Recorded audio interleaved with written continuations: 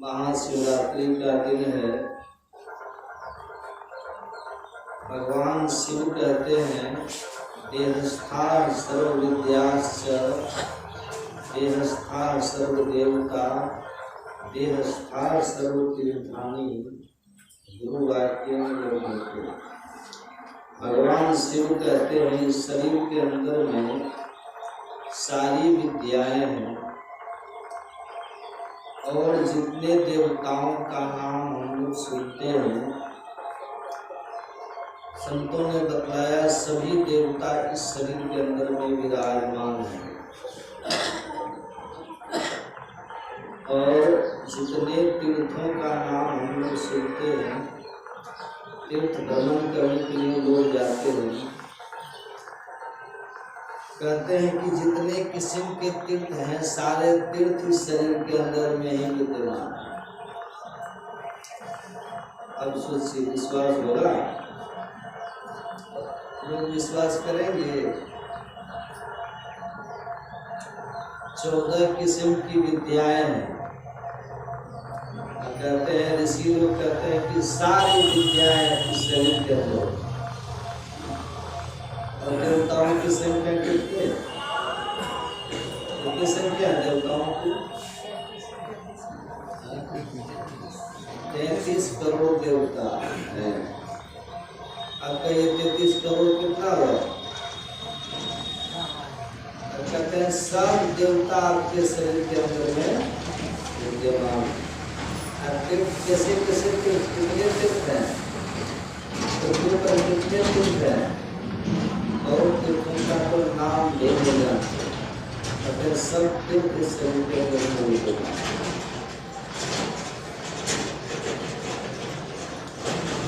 इसलिए लेकिन जब तक गुरु के शरण में नहीं आएंगे, न उस विद्या को जान सकते हैं, न देवता को जान सकते हैं, न ही तीर्थ को जान सकते हैं। सब कुछ आपके शरीर के अंदर में, सब कुछ घर में ही, बाहर नहीं। बाहर जाहि या टोले सो भरम बोला, सब कुछ शरीर के अंदर में। बाहर जो बाहर है वो सब अंदर में। ये इतना बड़ा शरीर 3.5 हाथ का, प्रत्येक का शरीर अपने अपने हाथों से 3.5 हाथ का होगा। इसकी लंबाई चौड़ाई देख लीजिए। इतनी चीजें इस शरीर के अंदर कैसे आ गई, विचारने की बात। संत कबीर साहब की वाणी में आया। संत कबीर साहब कहते हैं काया बरो समुद्र के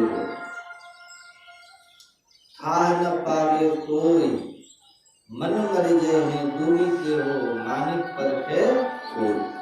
शरीर हमारा साधारण नहीं, समुद्र के समान। स्वामी विवेकानंद जब शिकागो गए थे, वहां उन्होंने जो अपना प्रवचन दिया, बहुत समय तक उन्होंने प्रवचन दिया और अलौकिक प्रवचन उन्होंने दिया शिकागो में। वहां जो विश्व धर्म सम्मेलन हुआ, उसमें जो निर्णायक व्यवस्थित किए गए थे, सबों के प्रवचनों को सुन करके यह निर्णय देता कि सबसे बढ़िया प्रवचन किनका होगा, प्रभावशाली। इतने बड़े विद्वान, कितने बड़े विद्वान वो होंगे। उनसे जब पूछा गया स्वामी विवेकानंद के बारे में, ये कितने बड़े विद्वान हैं, कैसे विद्वान हैं, उन्होंने कहा ये अखिल विश्व के विद्वान, इसकी विद्वता की थाह हमको मिलेगी।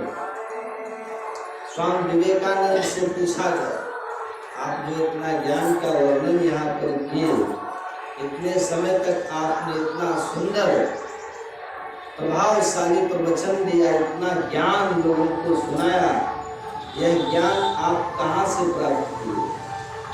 तो स्वामी विवेकानंद जी ने कहा था, देखिए यह जो मनुष्य का मस्तिष्क है, यह अछोर पुस्तकालय का भंडार है। पुस्तक का भंडार नहीं था, पुस्तकालय का भंडार। सारा ज्ञान इसके अंदर भरा हुआ है। सारा ज्ञान इसी से निकलता है। अज्ञ लोग तो बाहर से ज्ञान को रट करके पढ़ करके इसके अंदर में ठूसता है, लेकिन सारा ज्ञान इसके अंदर में, लेकिन उसकी कुंजी क्या है, उसकी चाबी क्या है? उन्होंने कहा मन की एकाग्रता। मन की एकाग्रता, और मन की एकाग्रता कहाँ होगी? एक बिंदुता में। कहा जो एक बिंदु को प्राप्त कर लिया उसका ज्ञान का स्रोत खुल जाता है, वो ब्रह्मांड में प्रवेश कर जाता है। अब ब्रह्मांड में जितना ज्ञान है वो सब ज्ञान उसको प्राप्त हो जाता है। इसलिए संत लोग पूर्ण ज्ञानी होते हैं। संत लोग कैसे होते हैं? पूर्ण ज्ञान, हर भाषा के ज्ञान होते हैं।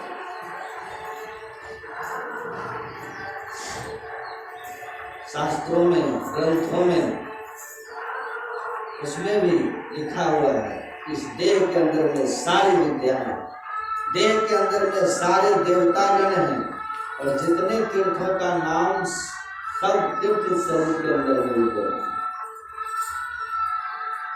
संत महात्मा लोग कहते हैं जब तक गुरु की शरण में नहीं जाएंगे तो आपको किसी चीज का ज्ञान नहीं होगा। गुरु की शरण में जाएंगे, उस विद्या को, उस देवता को, उस तीर्थ को जानेंगे। सब तीर्थों का राजा कौन है? तीर्थराज प्रयाग, सबको जानते हैं। और संत महात्मा लोग कहते हैं, भगवान शिव क्या कहते हैं? भगवान शिव कहते हैं आपके अंदर में 3 नदियों का मिलन है। बराबर सुनते, दाईं ओर गंगा की धारा और बाईं ओर यमुना की धारा, और उसके बीच में जो धारा वो क्या है? वो है सरस्वती, जिसको सुखमना भी कहते हैं। और तीनों का मिलन हुआ है आपके शरीर के अंदर में, तीनों धारे मिली हैं। और जहाँ तीनों धारे मिली हैं उसी को त्रिवेणी संगम यत्र तीर्थराज स्वउच्यते, उसको तीर्थराज, श्रेष्ठ तीर्थ कहा गया। तीर्थराज प्रयाग वो आपके अंदर। इसको हमारे गुरु महाराज की वाणी में हम लोग गाते हैं, जगह जगह इसकी बहुत चर्चा आई है। गुरु महाराज की वाणी में क्या कहते हैं?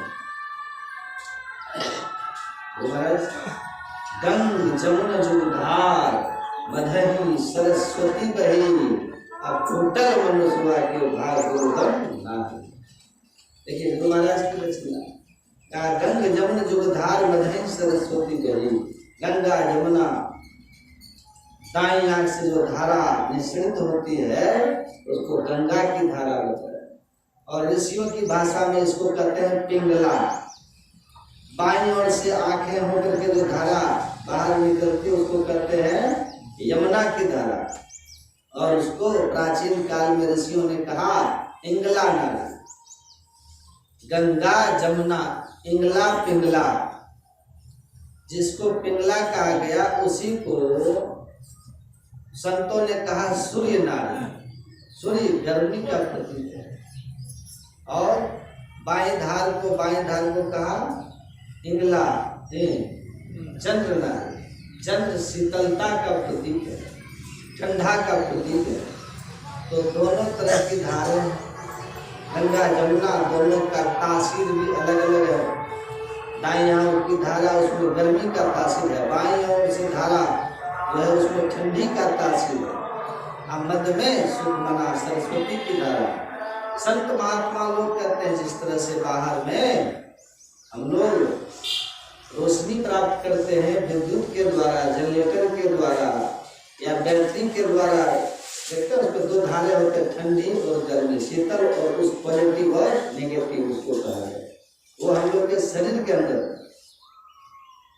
गुरु महाराज कहते हैं फुटल मनुष्य के भाग, लेकिन हम मनुष्य का भाग फूट गया। इसका ज्ञान गुरु से नहीं प्राप्त करते। गुरु महाराज ने कहा गंग जमुन जुगधार मधहि सरस्वती बही, लेकिन फुटल मनुष्य के भाग दुर्गम नहीं। इसका ज्ञान गुरु से नहीं मिले। बाहर बकते हैं, भाग फूट गया है। तुलसीदास जी महाराज की वाणी में जितने देवता सब आपके शरीर के अंदर। तुलसीदास जी महाराज कहते हैं, क्या कहते हैं? तुलसीदास जी महाराज क्या कहते हैं? इंद्रिय द्वार झरोखा नाना, इंद्रिय द्वार झरोखा नाना, तह तह सुर बैठे करी ठाना। ठाना बना के सब इंद्रियों के द्वार पर एक मुख्य देवता और उसके अधीनस्थ रहने वाले सभी देवता निवास करते हैं। जितनी इंद्रियां हैं, कीर्तनिया लोग कीर्तन गाते हैं, उसमें सुने होंगे क्या करते? कीर्तनिया लोग कीर्तन में क्या करते? सदा भवानी दाहिनी, सन्मुख रहे गणेश, पांच देव मेरी रक्षा करे, ब्रह्मा विष्णु महेश। ये पांच मुख्य देवता हैं। तो क्या कहते हैं? सदा भवानी दाहिनी। भवानी से मतलब भगवती, सदा मतलब हमेशा। भगवती का वासा कहाँ है? किधर है? दाहिना भाग। सदा भवानी दाहिनी, सन्मुख रहे गणेश, और सामने गुदा मार्ग, जिसको मूलाधार चक्र कहते हैं, जिस पर अवस्थित होकर हम लोग अभी बैठे हैं, अवस्थित हैं, बैठे, वहां पर गणेश जी का वासा, अंदर में जो कुंडलनी है गणेश जी। सदा भवानी दाहिनी, सन्मुख रहे गणेश। दो देवता हो गए। पांच देव मेरी रक्षा करे, ब्रह्मा विष्णु महेश। पांच देवता है तो दो तो हो गए, दाहिना भाग भगवती, गुदा मार्ग में गणेश जी। अब पांच देवता में तीन कौन है? ब्रह्मा। ब्रह्मा जी का वासा कहाँ है? ब्रह्मा जी का वासा है लिंग चक्र, जिसको मूत्र मार्ग कहते हैं, मूत्र इंद्रिय कहते हैं। वहां अंदर में जो कुंडलनी है, वहां पर ब्रह्मा जी का निवास है। वे काम देव को जागृत करते हैं और सृष्टि का संचालन करते हैं, ब्रह्मा जी। फिर तीन देवता हो गए। अब चौथा देवता कौन है? विष्णु। विष्णु जी का वासा कहाँ? नाभि चक्र। नाभि चक्र, ढोड़ी जिसको कहते हैं, समझते हैं लोग इस बात को। वहां पर भगवान विष्णु का वासा। वो क्या करते हैं? ब्रह्मा जी ने जो सृजन किया, उन्होंने जो सृष्टि किया, उन्होंने उसका वे लालन पालन करते हैं, उसको ठहराते हैं विष्णु। वहां विष्णु जी का वासा है। ये काम विष्णु जी का है, नाभि चक्र। और चार देवता हो गए। अब पांचवा है शिव जी, भगवान शंकर। उनका वासा कहाँ है? हृदय चक्र। हृदय चक्र में उनका वासा है। और वे क्या करते हैं? विनाश का कार्य संपन्न करते हैं, सब देवता का सब काम। संत महात्मा लोग कहते हैं जितने रोवे हैं ना, सब रोम कूप पर देवताओं का वासा है, सब देवता निवास करते हैं। इसीलिए संत लोग कहते हैं, हर जगह सभी संतों ने इनका वर्णन किया है इसका, कि आपके शरीर के अंदर में सब देवता विराजमान। भगवान शंकर की वाणी है, महान तीर्थ त्रिवेणी संगम आपके शरीर के अंदर है। और आप जो तीर्थ में स्नान करने के लिए जाते हैं, आप कहाँ में हैं? आपका वासा कहाँ है? पता है? संत कबीर साहब की वाणी में आया है। पहले तो उन्होंने बड़ा सुंदर प्रश्न किया। उन्होंने कहा, यही तन में मन कहाँ बसत है? यही तन में, इशारा यही शरीर के अंदर में, यही तन में मन कहाँ बसत है? निकस जात कहीं ठौर, किस ठौर से, किस जगह से जीव, मनुष्य से मतलब जीव है। निकस जात, निकासी होके निकलता में, जीव निकलता है शरीर से, जिसको मरना कहते हैं। निकस जात कहीं ठौर, कौन जगह है जिस होकर के जीव निकलता है? प्रश्न है। कहा, गुरुगम हो तो परखिले, ना तर्क कर गुरु। और अगर गुरु से इसका ज्ञान मिला हुआ है, तब तो इस बात को जान लीजिए, अपनी परख कर लीजिए। ना तर्क कर गुरु। और इसलिए गुरु की बिना गुरु से ज्ञान होगा नहीं। संत कबीर साहब ने इसका उत्तर दिया, जवाब दिया। उन्होंने अपने आप की पहचान की। संत कबीर साहब कहते हैं, नैनो माही मन बसे। नैनो माही बहुवचन शब्द है, नैनो दोनों आंखों के बीच। दोनों आंखों के बीच में जीव का वासा है। हम और आपको भी कहा है शरीर में जागृत की अवस्था है ना, जगह है। जागृतम नेत्रस्थम, जागृत अवस्था में जीव का हमारा वासा कहाँ है? दोनों आंखों के ठीक बीच में। यहाँ हम सजग हैं, हमारी सारे इंद्रियों में हमारी धाराएं हैं, हम सारे कार्यों को संपन्न कर रहे हैं। अभी हम लोग का वासा दोनों आंखों के बीच में। नैनो माही मन बसे, दोनों आंखों के मध्य में जीव का वासा है।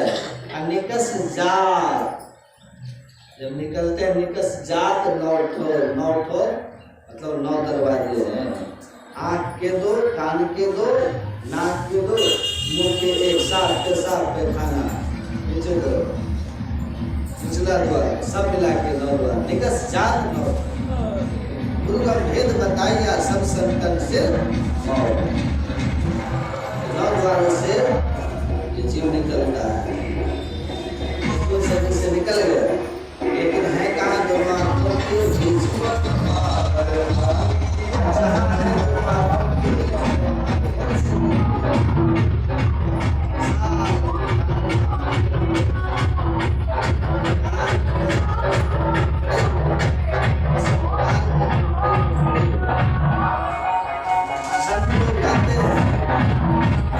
दरवाजे हैं। पिंड में आँख से नीचे के भाग को पिंड कहा गया और ऊपर के भाग को ब्रह्मांड कहा गया। दोनों के मिलन स्थल पर हम लोग हैं।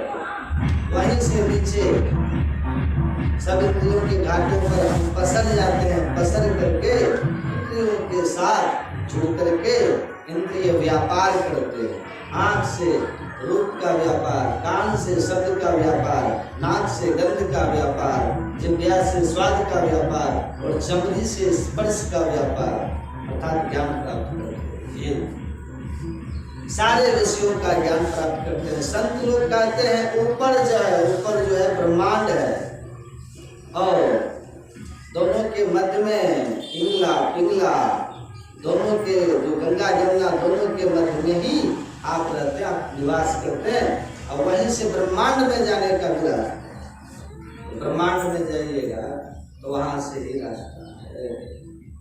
संत लोग यही कहते हैं इस तीर्थ का स्नान आपको ही करना है। आप वहीं हैं लेकिन बहिर्मुख हो गए, अंतर के तीर्थ का ज्ञान हम आपको नहीं।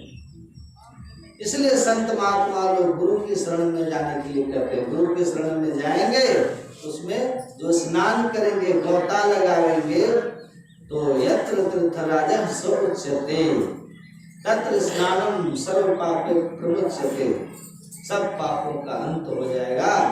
वो आपके चक्कर में वही आप हैं। स्नान करने का ढंग कैसे है? कैसे स्नान कीजिएगा? गुरु महाराज की वाणी में आया है। गुरु महाराज हमारे कहते हैं, गुरु महाराज की वाणी में आया है, सुन लीजिए ध्यान से। गंग जमुन जुगधार मधई सरस्वती बही, उल्टल मनुष्य के भागो गम ना हिले। कहा मनुष्य का भाग फूट गया है। जो इस तीर्थ में गोता लगाने का ज्ञान उसकी युक्ति गुरु से नहीं सीखता है। मनुष्य का भाग बहिर्मुख हो गया, फूट गया, बार बार भटकता है, दौड़ लगाता है, लेकिन वो चीज आपके अंदर में है। गुरु महाराज की वाणी में आया, सत्य गुरु संत कबीर नानक गुरु आदि कही, जो ये ब्रह्मांड सोई पिंड अंतर कछु आए। जो तत्व ब्रह्मांड में है वही पिंड में भी व्याप्त है। अब किधर किधर क्या है देखिए, हमारे गुरु महाराज की वाणी में कितना बढ़िया ढंग से सजा करके क्रमशः कर रहे हैं, सुनिएगा। पिंगल दहिन गंग सूर्य, पिंगल पिंगला नाड़ी, पिंगल दाहिना तरफ दाहिना दाहिना, पिंगल दहिन गंग सूर्य, इसको गंग भी कहते हैं, इसको सूर्य नाड़ी भी कहते हैं। पिंगल दहिन गंग सूर्य, दाहिना भाग में इतना नाम गुरु महाराज एक ही नाड़ी का इतना नाम करके सुना। और इंगल, पिंगला का उल्टा क्या होता है? इंगला, इंगल चंद, उसको चंद नाड़ी भी कहते हैं। इंगल चंद और उसको कहते हैं यमुना। यमुना भी कहा गया। पिंगल दहन गंगा सूर्य इंगल चंद्र जमुना बाई बाई धार बाई तरफ ये इंगला है, उसको चंद्र नारी भी कहते हैं, इसी को यमुना भी कहते हैं। वो आपकी बाई आंख की तरफ, बाई आंख की तरफ। और पिंगल दहन गंगा सूर्य इंगल चंद्र जमुना बाई सरस्वती सुखमन बीच, दोनों आंखों के बीच में सरस्वती कहिए, सुखमना कहिए। सरस्वती सुखमन बीच चेतन जल धार नहीं, आप चेतन विराजमान है मध्य में, आप चेतन। अब उसमें स्नान कैसे कीजिएगा? पहले इसी के लिए हमारे गुरु महाराज के नीचे की कड़ी में कहते हैं सतगुरु को धरे ध्यान। सतगुरु को धरे ध्यान मतलब मानस ध्यान पहले कीजिए, और मानस ध्यान के पहले जप भी है। सतगुरु को धरे ध्यान, उसमें स्नान करने के पूर्व पहला काम क्या है? जप कीजिए। और दूसरा काम अपने इष्ट की मूर्ति का मनोमय रूप का क्या कीजिए? उस पर अपने मन को टिकाइए, ये मानस ध्यान। सतगुरु को धरे ध्यान तो परिणाम क्या होगा? गुरु मूर्ति के ध्यान करने से, अपने इष्ट की मूर्ति के ध्यान करने से सतगुरु को धरे ध्यान सहज श्रुति शुद्ध करी, सहज में आपकी जो सूरत है वो शुद्ध हो जाएगी। श्री सतगुरु जो ओमते हैं उसको जगा दी, बढ़िया से सुनिए। श्री सतगुरु महाराज की जय। तो इधर देख के तब सुनिए, सर को सीधा रखिए, गर्दन को झुका दीजिएगा तो फिर मेरुदंड आपकी झुक जाएगी, फिर नींद आ जाएगी। इसलिए इसको सुनिए बढ़िया से। श्री सतगुरु महाराज की तो कहते हैं गुरु महाराज पहले सतगुरु का ध्यान करो, अपने इष्ट की मूर्ति का ध्यान करो, मन को एकाग्र करो, मन को समेटो। जब मन को समेटोगे, सूरत सिमटेगी, तभी वो त्रिवेणी में आपका प्रवेश होगा, तभी त्रिवेणी स्नान कर पाएंगे। इसलिए कहते हैं पहले पहले यहाँ पर सतगुरु को धरे ध्यान। कहा सतगुरु को ध्यान कीजिए, सहज शुद्ध करिए, आपकी सूरत जो है सरलता से शुद्ध हो जाएगी, पवित्र हो जाएगी। एक जगह और गुरु महाराज ने कहा प्रथम ही धारो गुरु को ध्यान, हो श्रुति निर्मल हो बिंदु ज्ञान। प्रथम ही धारो गुरु को ध्यान, हो श्रुति निर्मल हो बिंदु ज्ञान। प्रथम ही धारो गुरु को ध्यान। मिल गया? तो इस तरह से हमारे गुरु महाराज करते हैं, सतगुरु को धरे ध्यान सहज श्रुति शुद्ध करी, सन्मुख बिंदु निहारी। देखिए सुनिएगा, सन्मुख सामने बिंदु निहारी, दोनों दृष्टि की धारों को जोड़ने पर सन्मुख बिंदु निहार, सरस्वती नहाए चली, सरस्वती स्नान के लिए आपका मध्य में प्रवेश हो जाएगा, दसम द्वार आपका खुल जाएगा और बिंदु प्राप्त हो जाएगा। ये हुआ गोटा, अब उसमें डूब गए, उसमें प्रवेश कर गए, तीर्थ में आपका स्नान हो गया। ये गुरु महाराज फिर कहते हैं कि सन्मुख बिंदु निहार सरस्वती नहाए चली। यह त्रिवेणी का स्नान आपका, किसका स्नान हुआ? ये आपका बाहर में जो त्रिवेणी है इलाहाबाद में, प्रयागराज में, वहाँ जाइएगा तो देखिएगा लोग कहते हैं 3 नदियों का मिलाप हुआ, गंगा जमुना और सरस्वती। सरस्वती की धारा तो अंतः सलीला बताई है, उसकी धारा बताया गया, सरस्वती की धारा अंतः सलीला। लेकिन 2 नदियों को देख लीजिए, गंगा और यमुना, दोनों का पानी भी फरका हुआ। जहाँ दोनों मिलन हुआ गंगा जमुना, वही जो मिलन स्थल है, मिलन रेखा है, जो बहुत ही बारीक है, उसी को सरस्वती नदी कहा गया है। वहाँ जो स्नान होता है, वहाँ स्नान होता है, कौन चीज का स्नान होता है? वहाँ शरीर का स्नान होता है। वहाँ जो नहाइएगा, हम लोग तो जाते हैं, बहुत देखते हैं ना, बहुत महंत लोग लड़ जाते हैं कि पहला स्नान मेरा होगा, शाही स्नान, कितनी भीड़ लगती है, सरकार की बहुत व्यवस्था रहती है। लेकिन कितनों कुछ कर लीजिए, वहाँ जो नहाइएगा रुपए पैसे खर्च करके जाइए, बड़ी मेहनत कीजिए, और वहाँ जो स्नान होगा वो आपका स्नान नहीं होगा। वहाँ किसका स्नान होता है? वहाँ जो स्नान करते हैं, डुबकी मारते हैं, किसका? देह का स्नान, शरीर का। आप तो अंदर में है, आप अंदर में, आपका स्नान हुआ, शरीर का स्नान, शरीर की मैल झड़ गई, शरीर पवित्र हुआ, लेकिन आपका स्नान नहीं हुआ। एक त्रिवेणी वहां, दूसरी त्रिवेणी सत्संग को भी कहा गया। इसमें तो देखते हैं मज्जन फल देखिए तत्काला काक भई तो बको मरला, यहाँ भी आपका स्नान हो रहा है। लेकिन अंदर की जो त्रिवेणी, असली त्रिवेणी जो आपके अंदर में है, वो बनावटी नहीं है। आपके अंदर की जो त्रिवेणी वो प्रत्यक्ष है, प्रत्यक्ष दाई आंख से, ये दाई धारा, दाई आंख की दाई धारा, बाई आंख की बाई धारा, दोनों धारों का तासीर दो किस्म का है, गंगा ठंडा गरम, ठंडा गरम। उसी को संत महात्मा लोग अपनी भाषा में, सदुकड़ी भाषा में नाम रखा इंगला, पिंगला, गंगा, जमुना, सूर्य चंद्र आदि। लेकिन दोनों का तासीर दो है। दाई का तासीर गर्मी का और बाई का ठंडी का। दोनों धारों को जब सम करके मिलाते हैं, सुखमना में स्थिर करते हैं, दोनों आंखों के मध्य में जब दोनों धारों को एक कर देते हैं, जुट जाने पर करेंट होता है, बिजली की चमक मालूम पड़ती है, एक बिंदुता की प्राप्ति होती है, जीव का कल्याण हो जाता है, प्रकाश की प्राप्ति हो जाती है। इसलिए कहा हमारे गुरु महाराज ने कि पहले इसमें स्नान गोता लगाना चाहिए, बाहर भटकना नहीं, अंदर में सिमटिए, बाहर का पसार समाप्त करिए, जो मन छितराया हुआ है, जो सूरत फैली है, उसको समेटिए, पहले जप कीजिए, इष्ट की मूर्ति का ध्यान कीजिए। ऐसा करने के बाद तब दृष्टि योग क्रिया दोनों धारों को जोड़ना,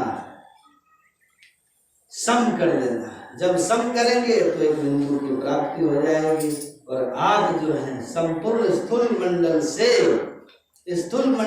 स्थूल शरीर से आप सिमट करके, और अंदर में जो 10वां द्वार है वो द्वार आपका खुल जाएगा, एक बिंदुता की प्राप्ति हो जाएगी, उसमें आपका प्रवेश हो जाएगा।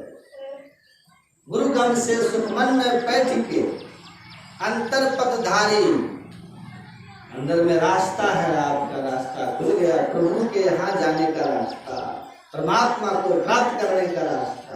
इस तरह से संत महात्मा लोग कहते हैं, यह तो साधारण चीज नहीं है, ये साधारण बात नहीं है, साधक के लिए अंदर की बात है, आपका कल्याण का मार्ग खुल जाए। इसलिए संत कहते हैं सब पापों से आपको मुक्ति मिले। महाराज की वाणी में नीचे आया, होत जगामग ज्योति, प्रकाश मंडल में आप चले जाएंगे, होत जगामग ज्योति, जगमग ज्योति का दर्शन आपको होगा अंदर में। सूरत मिली चढ़ती भई, अद्भुत त्रिकुटी की ज्योति, अंदर में त्रिकुटी है, वहां प्रकाश का वो अंतिम केंद्र है। लखत श्रुत सुन रली, फिर आपको अंदर में शब्द की प्राप्ति होगी। गुरु महाराज की वाणी में आगे हमारे गुरु महाराज कहते हैं, ये भजन में गाता हूँ बराबर, बहुत अच्छा भजन है गुरु महाराज। इस तरह से संत महात्मा लोग कहते हैं, अंदर में जब आप धंसेंगे तो सब देवताओं का दर्शन। गुरु महाराज एक वाणी में बहुत अच्छा है। हमारे गुरु महाराज कहते हैं, ऐन महल पट बंद के, देखिए इसमें स्नान करने के लिए आपको तो बंद करना पड़ेगा। ऐन महल पट बंद के चलो सुखमन घाट, चलिए कौन जाएगा? शरीर जाएगा, शरीर बैठा रहेगा, आप जाइएगा, कितनी अच्छी बात है।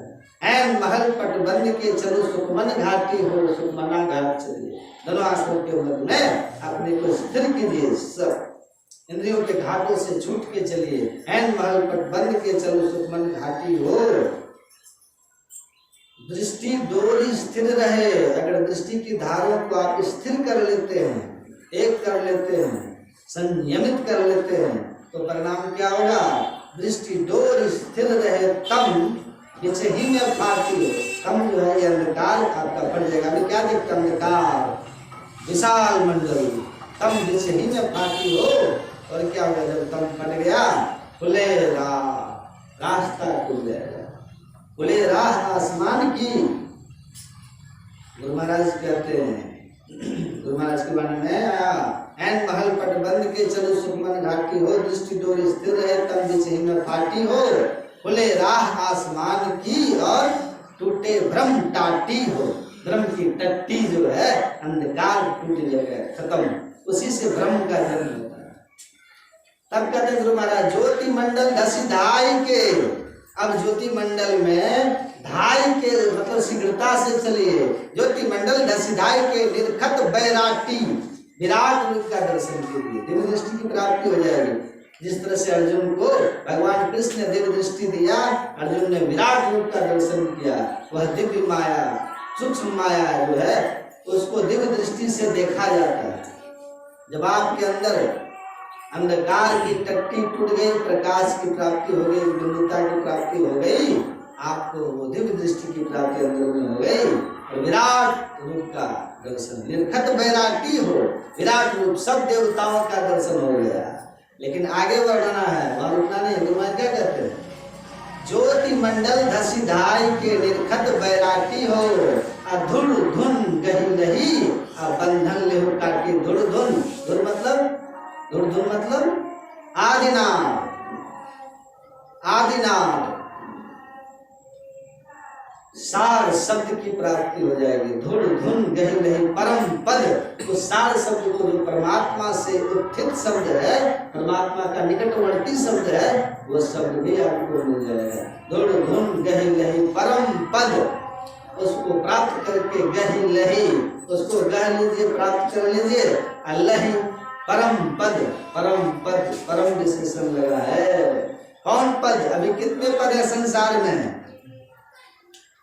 और शास्त्र में देखिए कितने पद हैं, ब्रह्मा का पद है, विष्णु का पद है, लेकिन सब नाशवान पद है। गुरु महाराज कहते हैं धुर धुन गही नहीं परम पद। परम पद का मतलब जिससे बढ़कर कोई पद ही नहीं है, परमात्म पद, निःशब्दम परमम पदम। धुर धुन गही नहीं परम पद, अब बंधन ले हो काटी हो, बंधन को काट लीजिए। बंधन क्या है? शरीर बंधन है, स्थूल सूक्ष्म कारण और महाकारण, ये सब बंधन आपका, सब बंधन छूट गया, आप अकेले मोक्ष की प्राप्ति। तो इस तरह से संतन की यह राज रही, यही रहस्य है। क्या? संतों के ज्ञान में यही रहस्य छिपा हुआ है। संतन की यह राज रही, लेकिन यह रहस्य जो है, संतन की यह राज रही, भेख भ्रम से पाटी हो, वेशभूषा में भ्रम में ये छिपा हुआ है। सतगुरु देवी साहब दया दिन ही भ्रम काटी हो। महर्षि मिहिर परमहंस जी महाराज कहते हैं हमको सतगुरु का ऐसी दया हुई कि हमारा भ्रम सब जो सतगुरु के शरण में जाएगा तो उसका सारा भ्रम दूर हो जाएगा। इसीलिए सब देवता, सब विद्या, सारे तीर्थ आपके अंदर में विराजमान है। इसके लिए संत लोग पहले तो सत्संग करते करने के लिए, क्यों? बिनु सत्संग विवेक न हो, अगर राम कृपा सत्संग की। और सत्संग के बाद गुरु के शरण में जाइए, युक्ति लीजिए, दीक्षा लीजिए, और युक्ति जान करके तब इसमें स्नान करने के लिए ध्यान कीजिए। पहले जप, इसके बाद मानस ध्यान, फिर धारण को जोड़िए अपने अंदर। जोड़ने के बाद आपका कल्याण का मार्ग आपके अंदर है।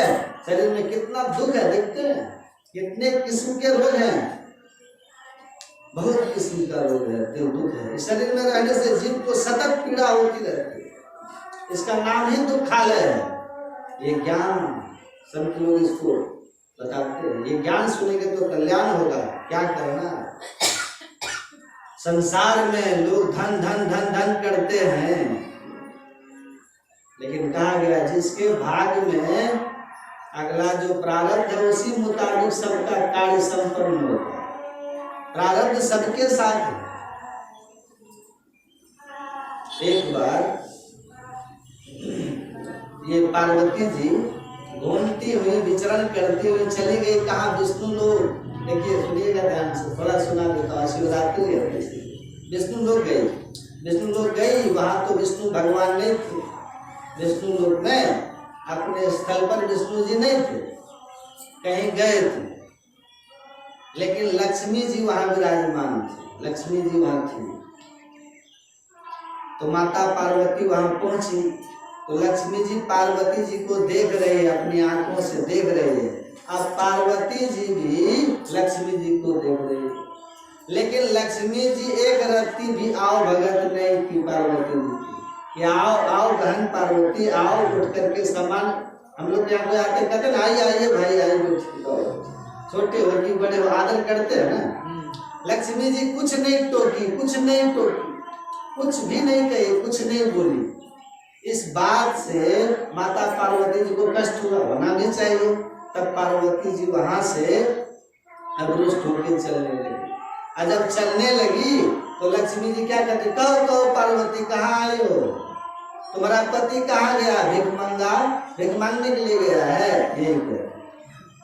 अब कितना कष्ट होगा कि नहीं, कुछ विवाद हो गया, पार्वती जी रुष्ट हो गई।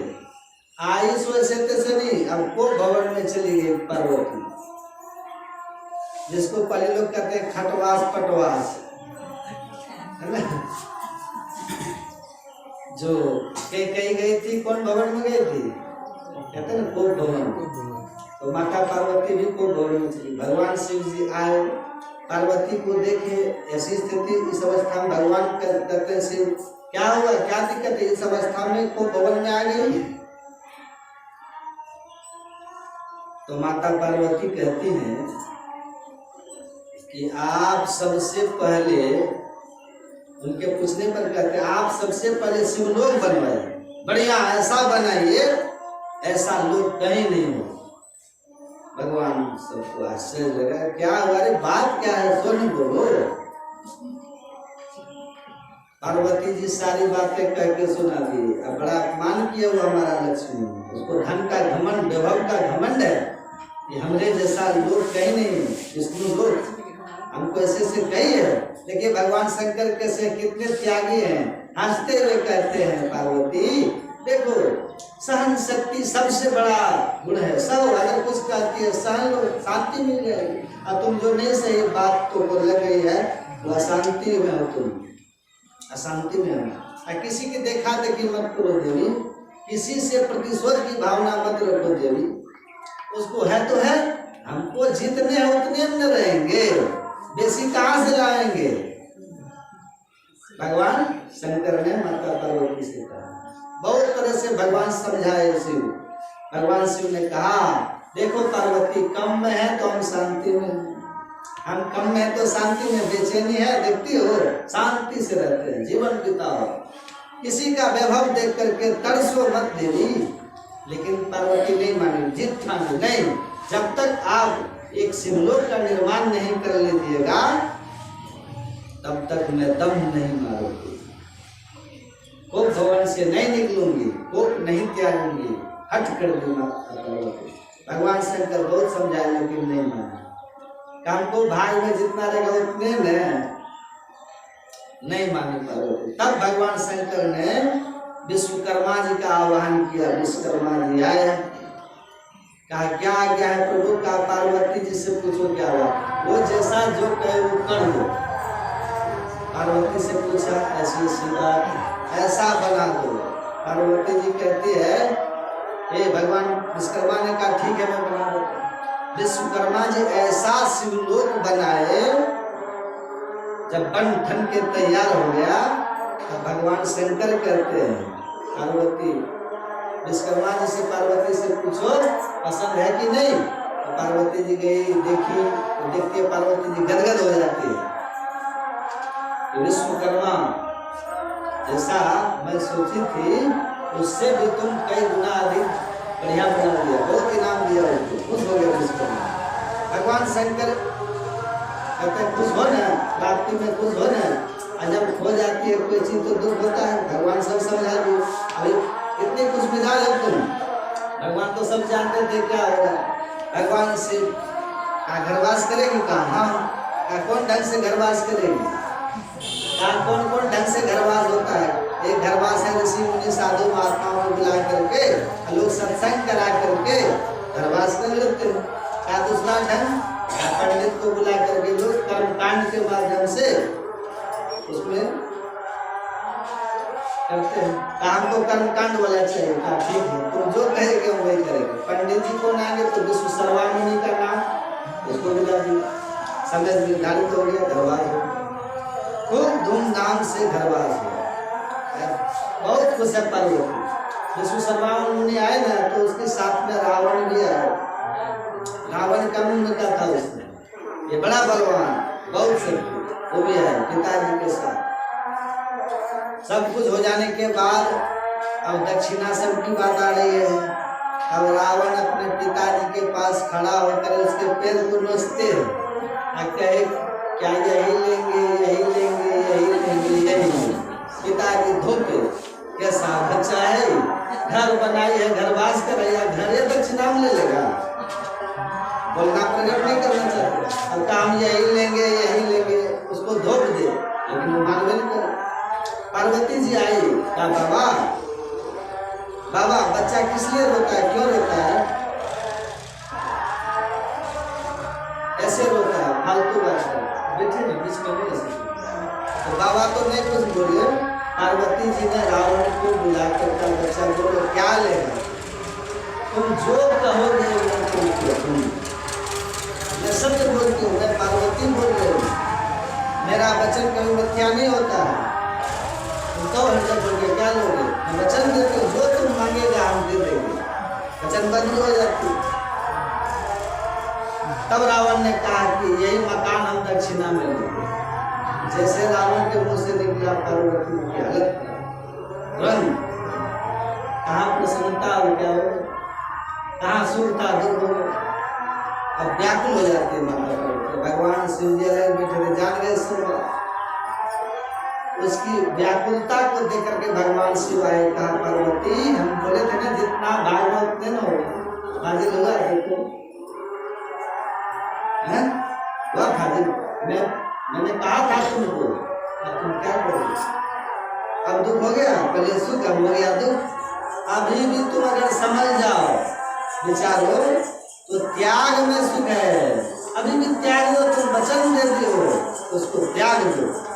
अंत में छाती पर पत्थर धर करके पार्वती जी संकल्प करके दक्षिणा में वो शिवलिंग हो गया। रावण इतना बलवान था, दोनों पिता पुत्र मिलकर उसको उठाड़ करके ले गया। वही सोने की लंका बनी और भाई धूल की धानी रे, सोई रावण की साहिब छिन्माही गुलामी। संसार ऐसा है, इसलिए संतोष रखिए, गुरु की भक्ति कीजिए, काम धाम रोजगार कीजिए, जो मिले सो संतोष कीजिए और भगवान की भक्ति कीजिए।